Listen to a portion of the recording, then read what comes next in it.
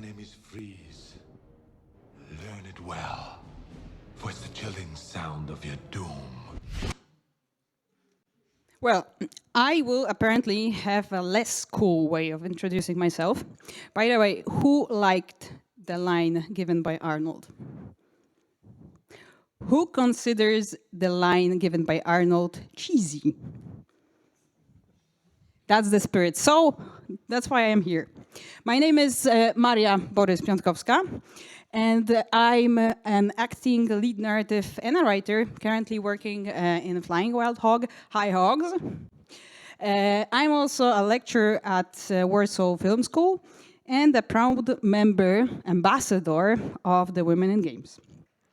And today I'm gonna talk and give you hints on how to write better dialogue, definitely better than the one given by Arnold, as we actually saw. To prove actually that I know what I will be talking about, this is part of my portfolio. I actually chose those that I liked the most and I enjoyed the most, especially Evil West. Say hi to Hogs as well. And my talk is called Words Don't Come Easy. How to Write Better Dialogue, Part 1. Because as a matter of fact, I actually was given like 30 minutes. So I decided to divide the talk into 2 parts. So let's fingers crossed to give me a chance to talk here next year to do part 2. But still, like jokes aside, I actually chose the most important to me things that helped me during my whole career, like 10 years, to write better dialogues and to construct scenes, better scenes, great scenes. And just so you know, just to be on the same page, let's get through a short agenda. So we're going to talk about building a scene, building a conflict in a scene, building a conflict in a dialogue, and those best practices, as I said, that I chose to share with you and that are, in my opinion, the most important. So this is it. And of course, we will be taking a look at some of the examples of bad and good dialogues. And in the end, if we have time, there will be Q&A and some exercise. But I will not spoil the rest. Let's wait till the end. Okay, so let's start from the beginning. What is a scene? Actually, this is a basic plot unit, like a mini story. And simply, it's a sequence where characters, 2 or more, are talking to each other, especially to player characters. And for the sake of this presentation, I will be talking specifically about dialogue scenes, cutscenes, in-game cinematics, and all those sequences where, as I said, 2 or more characters are exchanging some thoughts. When I think of a scene, I actually first think of a structure. I need to remember that I need to start a scene, I need to develop a scene, and I need to end a scene, possibly in the best way with a climax. So this introduction, this, let's say, development, this middle part, and this ending part, these are 3 stages that will be clear to the player and to the audience of how to experience this dialogue. It's good when you think also about some kind of a twist. And this is actually, as you see, like big word. It doesn't necessarily have to be a big thing. It doesn't have to be like, you know, it was the gardener who killed everyone. No, it can be something small, but let's think of it as a change of the state in a given situation. Something that surprises the player, the audience. And apart from the twist, the most important thing is to seek for the conflict, which is if if something fails, the conflict doesn't fail, actually, never. So again, as in the example of the twist, it doesn't have to be something big. It can be something small. It's like 2 different takes on a given situation, like 2 different sides actually willing to achieve something, and they want to fulfill their motivation, their agenda, and to achieve their goal. And why is it important? Because everyone wants to follow and see the emotion, experience the emotions. And if we have this conflict, if we actually see that there are two sides or even more fighting with each other, like they're trying to achieve their best, their goals, it's like evoking emotions. Everyone supports some side, right? And if we as a player experience this, let's say, struggle in a dialogue as well, we want to win. And that's why I keep repeating that the best thing to actually explain the conflict is that someone has to win and someone has to lose. Always remember about this way of conflict, this building the conflict in a dialogue. Of course, there will be moments that we don't have space to build this way of a scene. Of course, when we think of a cutscene, this is like a must-have. When you think of a lesser or less important dialogues, just think of it to make sure that someone is going to win, and there are emotions, because the emotions are the most important thing. So if there are no conflicts, there are no emotions, if the situation remains the same at the end of the dialogue, each dialogue, it's boring, and it means that you actually failed. How to build a scene? Because I said about structuring, I said about most important elements. So how to actually implement those? I like all those 4 points here, but I think the most important are the two at the bottom. And the first thing to remember when writing for games is that game is a long beast. It's like a hell of a experience for a player. Sometimes, most often, it gives the players freedom and gives the player experience to progress the world on their own, like without limits, almost without limits, right? So we don't control what the player does, or at least we actually give them some space.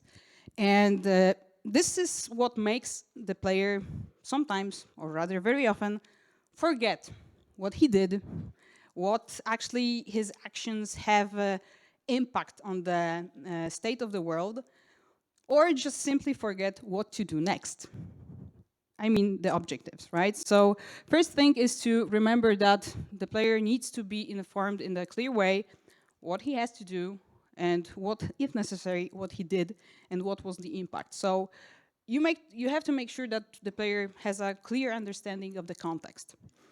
And then when you actually take care of the informative side of the dialogue, there's this powerful weapon, which is the unique place, the location. So if we think of a Titanic, let's say, we have this story that the action of this film takes place on the Titanic just before hitting the iceberg, right? And if it was actually taking place in, let's say, a block of flats, this story would be even more boring and flat. I mean, for some, it's still like a boring story, right? Romantic story, but for me, it's like a good romantic story when it comes to fulfilling the requirements of the genre. But still, the most unique selling point is that it's like a Titanic, and it's going to break, right? So this is the powerful weapon when you think of a scene, of constructing a scene.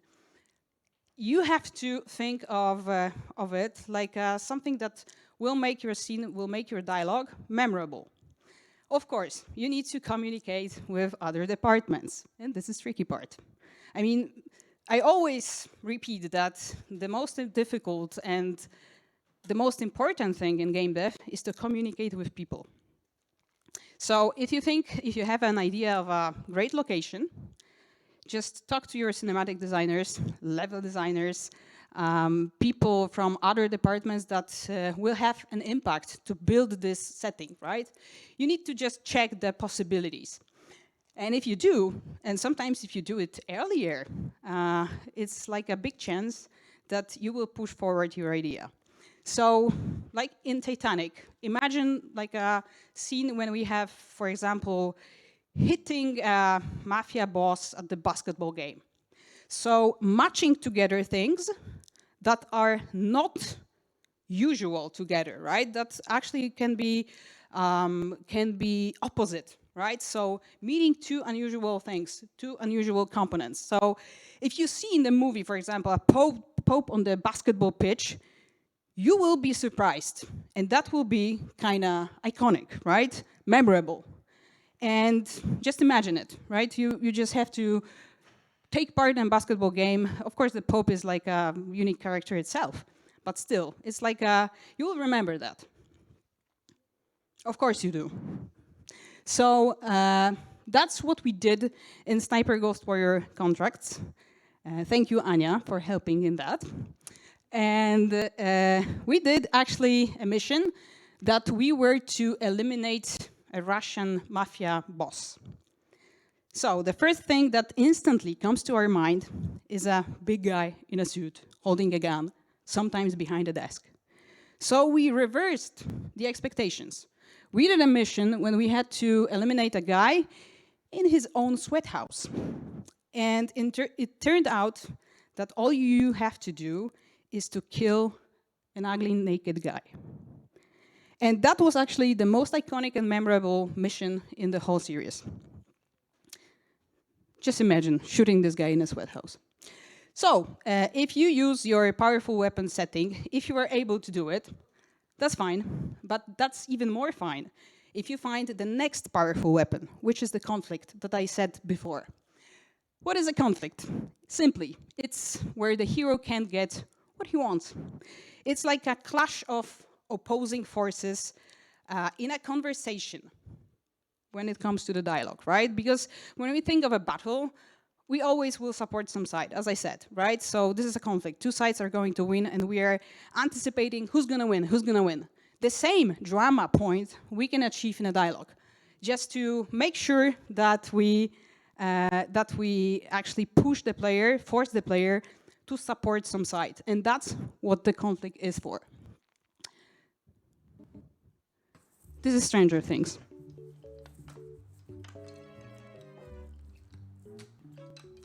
Okay, you're freaking me out. You slipped on this, remember? Yeah, it fell in the night. It lost its magnetism. Oh, did it? And the same exact thing happened at my house the day before. Okay, that's weird, right? Why are all these magnets suddenly losing their magnetism? So I went and saw Scott. Scott? Who's Scott? Scott Clark. Stand me up. No phone call, no apology, because you had to go to Scott Clark's house. Yeah. You've outdone yourself. Prove it Yeah, take me back there. to the left. Yeah, I want to go back. Because some magnets fell off your fridge. Yes. Sorry for the quality, but this is one of my favorite scenes in Stranger Things. These are like two sides of the conflict. They tackle the same topic, but they are actually doing it differently, and they have different agendas. And of course, in the end, who's gonna win? Joyce, because she is already gone and Hopper follows her. I support this scene, this way of writing, and I recommend to watch this scene again. And this is actually the great example of how to build up the tension, the conflict, and to evoke emotions, because these are the most important. And on the other hand, I have assembled a perfect copy of a genuine activator. It is something radical. What do you mean? Ancient teleport sites like this one behind me only function with special activators. Each teleporter has its own activator. Unfortunately, we have only found a few of these elven wonders, but if my prototype works, then we shall not need them. A few more tests and it will be ready. Well, here you are, so you may as well assist me, just for old time's sake. How Take this convenient. activator and activate the neighboring site. These things send a message here when activated, and I need to be here to receive it. For you, surely. Where is the site? I will mark it plainly on your map. surely you'll do. This is like an example of a very boring structure of a scene. Actually, not to say that there are like several times the word activator actually appears, and the blocks of text, of course. However, we also have no conflict there. Like the player character agrees to do everything, and even more, the mage character is also offering to, put on the map everything. So let's not do it.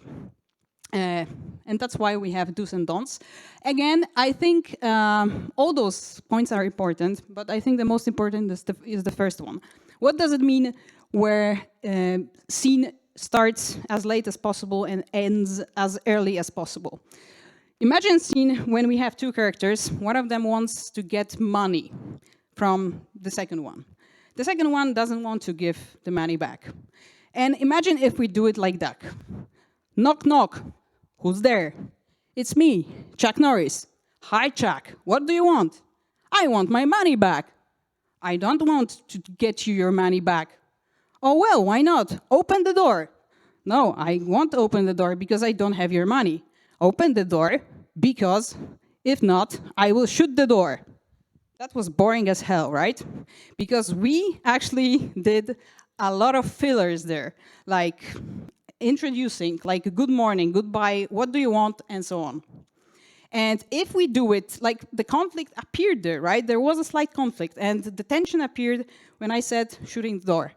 And imagine if we have it like that. There's no knocking, there's a kick on the door, just, the door is on the floor, and we have this scene like that. Give me my money, you son of a... We already have the scene started. The conflict rised, and we already at the very beginning know what is the stakes and what are the agendas of those two, right? So no fillers, no good morning, no greetings. This is like the essence of the scene. And of course, the subtext. If you have a possibility, just always think of the subtext, because this is what makes the dialogue elegant. This is Blade Runner, of course, and we all know... It's artificial? Of course it is. All we know that it's not like a dialogue about an owl, of course. So, when it comes to writing a dialogue, economical writing is the best. This is my favorite phrase. So we need to remember that we have to fight for players' attention. So the dialogue cannot be too long. First, focus on the necessary information, and then decorate your writing. Yep, shorten it in a half. Sometimes even one word is enough. I told you to wait here, so you shut the fuck up and you wait here.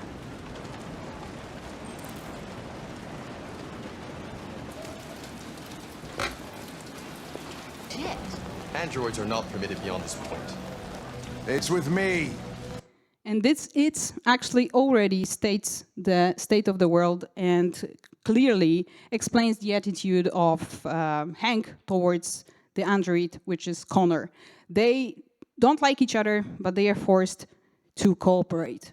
So when writing a dialogue, in order to be good, remember that always give a purpose to each line. Of course, it will be difficult when it comes to writing dialogues like in-game cinematics, in-game dialogues, not cutscenes.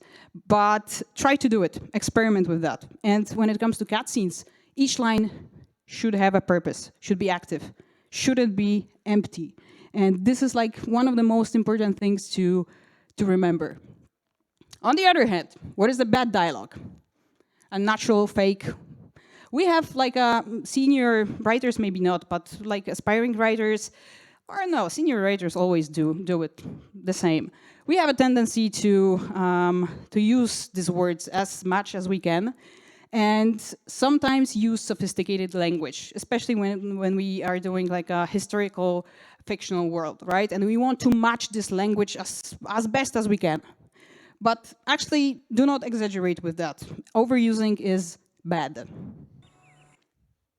The elder clearly thought I would run rather than meet this man. Forsooth, 'twas generous, but he now has lost the chance to save money. I do not understand. Neither do I. Bad dialogue is predictable. Doesn't surprise the player. So he already knows what is going to happen. Also, we have a tendency to repeat information and repeat names because we want to make sure that the player will understand and will everything remember, right? Well, okay, but do not exaggerate. Again. We have a reported sighting of humanoid aliens. Humanoid aliens? Extraterrestrial beings similar to human. You mean aliens that look like humans? One head, two eyes, with hands and feet. Bipedal. Almost identical to humans. Yep, almost identical to humans. I know, I get it. Okay, right. So that was the example, I think the best one I found. And last but not least, avoid the fillers. As I said, as I actually explained you or showed you on this very scene, unnecessary greetings, polite phrases, excessive informativeness. So when the dialogue is too informative, too direct, it's going to be flat. Where me be woe, O good sir, thou know'st. Natheless, to try and live life gay I vowed, and verily I weet my foreward. Forsooth, I shall await thy return with heart blithe. Thus I thee pray. I don't have time for this bullshit. Yep. Exactly. So to wrap up, I know. When you write a dialogue, when you write a scene, remember about the structure, remember about the conflict, remember about possible unique setting. Build a conflict, both in the scene and the dialogue, as best as you can, and try to do it even if there's no possibility, almost, like no space on the level. Let someone win the scene to progress the plot, and remember about the punchlines, because these are the lines that are marking the climax, the ending of the scene. And all of that, for me, these are the ingredients to create, as you see, the engaging experience, to deliver a clear information for the player so he understands the context, and to build a memorable, iconic line. I personally, actually, I like those lines that are also having a meaning, underlying universal truth. Let's say they can be delivered, you know, in a witty, funny way, but make sure that, especially those punchlines that I said, make sure the player will believe in this line. They will, you know, carry this, let's say, hidden truth, so that you can even print it on your t-shirt, sometimes. And that's it. Thank you. I don't know if we have time for QA, but it's like 3 minutes to 7. Someone lied to me. So if we have time, let's make a QA. If not, I will be at the corridor, so you can catch me there, or you can catch me tomorrow or the next day. And also, if you want, or you doesn't want to, okay, there's no slide. But I wanted to tell you about this exercise. I promised at the beginning. So, if you want to do it, oh, thank you. Okay, I will need to jump, but I will be talking in the middle. The exercise is very simple. When we have a context of a scene that we have two characters, let's say character A and character B. Okay, it doesn't work. Anyway, character A and character B. Character A is telling to character B that his or her boyfriend or girlfriend proposed. And try to use in 4 sentences as much as you can to convey the message, but not in a too direct way. So avoid all the obvious connotations, associations like, you know, wedding ring, husband, wife, proposal, and so on. First 3 people that will send me this example dialogues, you're gonna win a tabletop RPG session with me, if you want. It's like, you know, for people that want to do it. So remember, the wedding scene, avoid obvious phrases and be precise and be funny. Thank you. QA. Do we have a time for QA? Yay! Okay.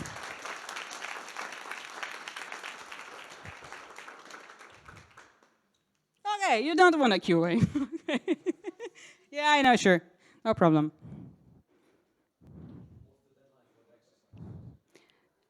Until Monday? You have all geek to write it, yes. And send me to my email, which was there but disappeared.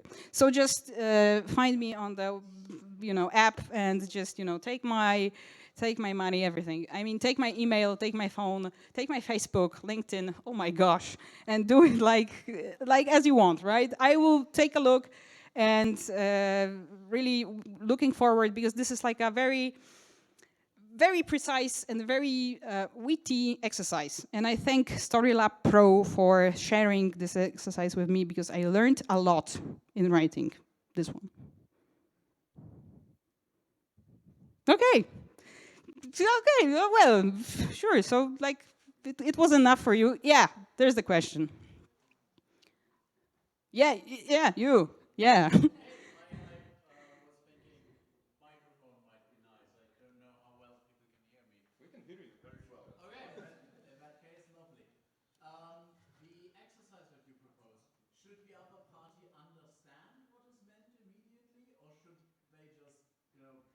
Yeah, should be understandable. Like the second character that hears the story should know and should respond in that they all know that they are talking about, right? So if I tell Anya, for example, okay, so well, I did it. I mean, he did it, and Anya knows, because she knows the context, that I was waiting for the proposal of my boyfriend. And I told her, oh my gosh, it happened. And Anya is like super excited. Oh my gosh, where? And we both know the context. But if you read it, like for other people, just take the context so that there is no obvious thing, right? So like you will write a dialogue between two people that know what happened, but they are not using those direct words. Yeah, am I clear? Thank you, Anya. Yeah, I know you're excited. Do you believe there is a space in game dev for Tarantino-style dialogues which are about nothing, but they are as entertaining? You keep listening to this shit. I want to believe. I mean, that's a very good question, It's like, I probably find it difficult to deliver and convey in a video game. I mean, it depends on the genre of the gameplay and the genre of the story, of course. But like knowing the structure and the process of production, I'm not that sure it will be clear enough for people, like for I won't say average players, but yeah, average players. And possibly, I think that would, hit those that are very into, right? And I think that won't be sold that much, that, that won't earn money, I guess, that this way of game that is written in this way. But I may be wrong. Hopefully we will both work on this kind of a game, maybe in the future.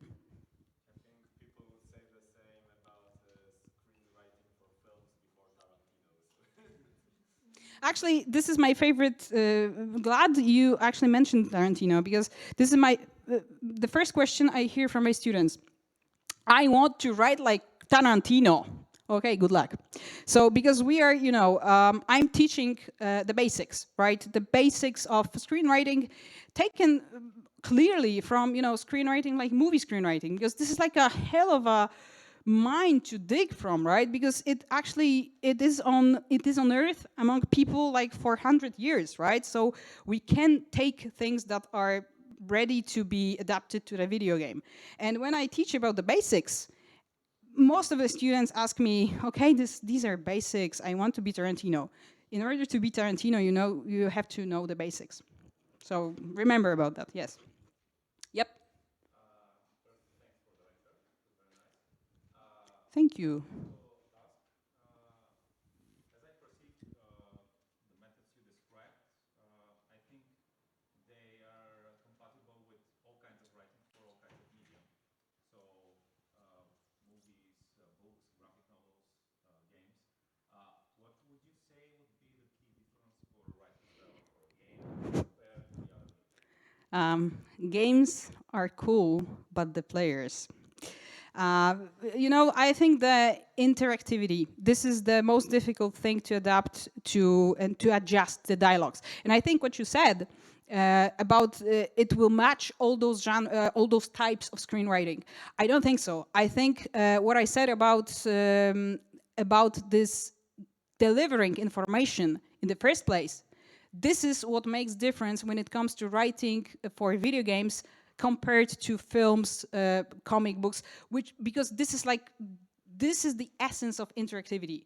You have to make sure that the player understands the context and remembers what he did, if he did something, impactful, and to remind the player all the time where he is, just not to lose him, right? Because if we lose the players, they will, get bored or they will get frustrated, and we will lose. The game won't sell. So I think this is what makes the difference. Interactivity, thus giving more information, deliver more information in the dialogue compared to film or like book and everything, because we do not control everything. Yep.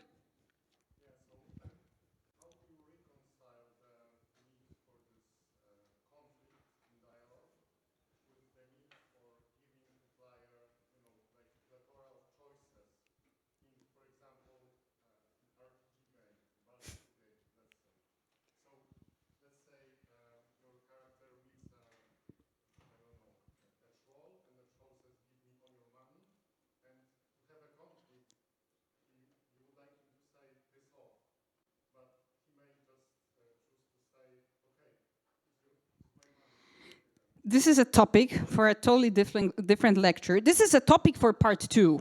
Be here next year. I promise I will deliver it.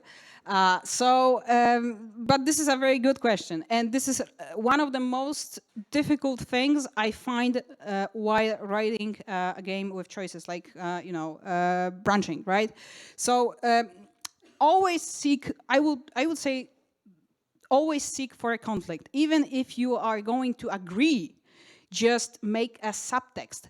Find other tools that will allow you to give not direct answer.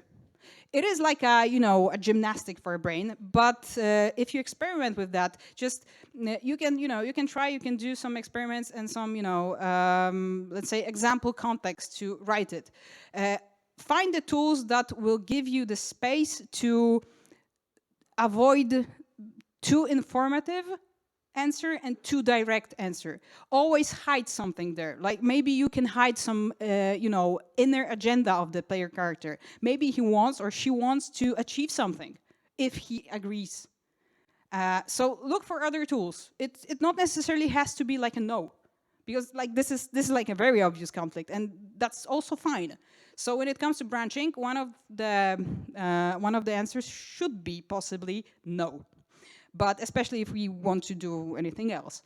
But use the subtext, use the different agenda, hide it, hide this direct answer, like in Blade Runner they did with an owl. This would be my hint. Okay, time for a beer. Thank you.